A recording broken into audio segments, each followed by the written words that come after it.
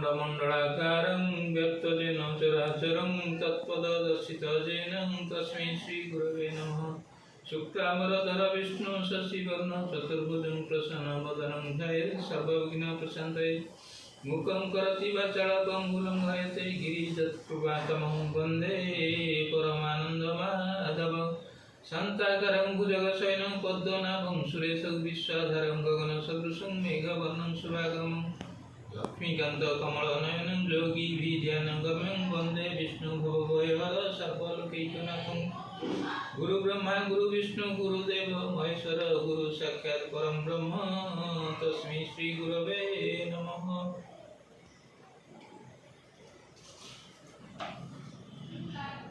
ओम श्री परमात्मने नमः।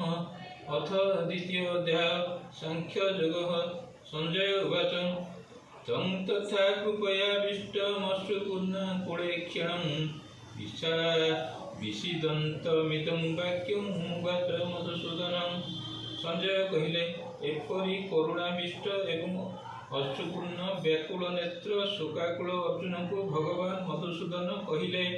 श्री भगवान उवाच कृतस्था कश्चलमिदं विषमे समुपस्थितम् अनार्य कृष्णमस्वर्ग्यं अकीर्तिकरमर्जुन।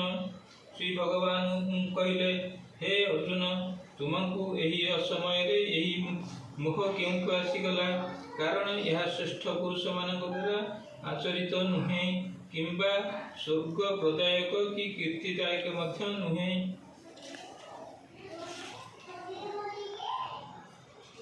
क्लब्यं मां स्मगम पार्थ नैतत्र जुगपद्यते शीघ्रकृतं द्रवल्य तक्तरिष्टं परन्तप।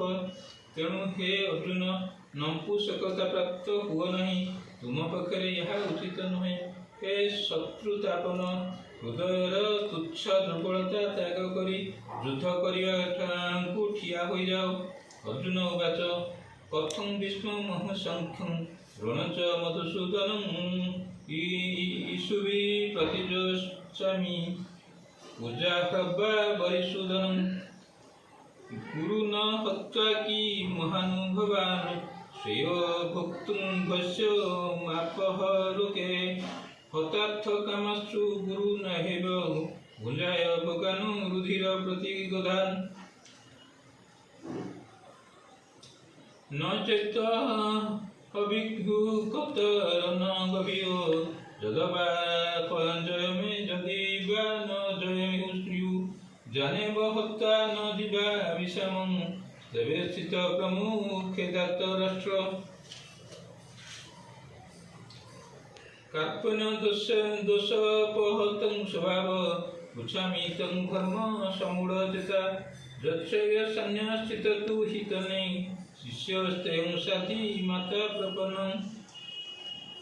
न हि प्रणश्यामि मम पुनद्या यच्च मुच्छसनमिन्द्रियाणाम् अवाक्यरुमा वसत्पत्नमृतं वाक्यसुराणामपि चाधिपत्यम्। संजय उवाच एवमुक्ता ऋषिकेश गुडाकेश परन्तप न योग्य इति गोविन्द मुक्ता दृष्टा बभूवः।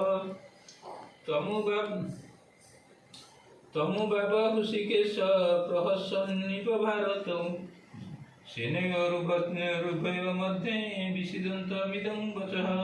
श्री भगवान् उवाच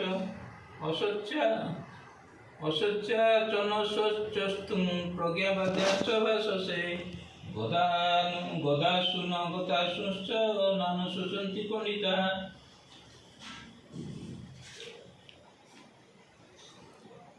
न तेऽहं जातुनाशं न त्वनिमे जनाधिपा न चैव न भविष्यामि सर्वमव्ययमतः परम्।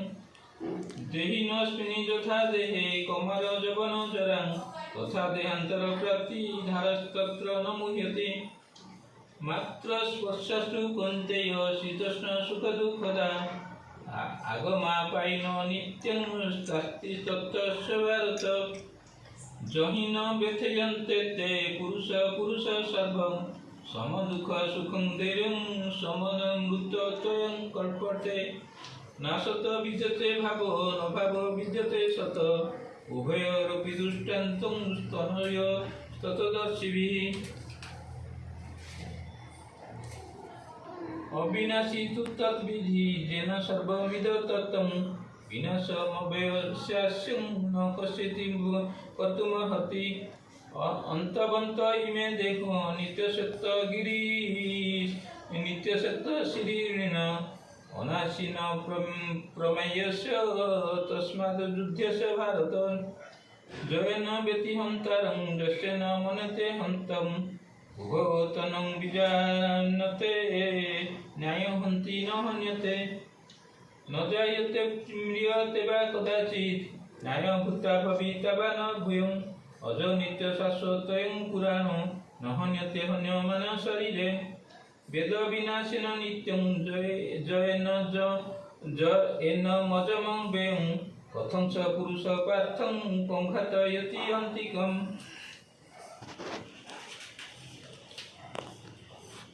वासांसि जीर्णानि यथा विहाय नवानि गृह्णाति नरपराणि तथा शरीराणि विहाय जीर्णान्यानि सृजति नवानि देहि नन्यच्छिन्दन्ति शस्त्राणि न व्यदहति पावकः न चैनं क्लेदयन्त्यपन शेषयति मरुतः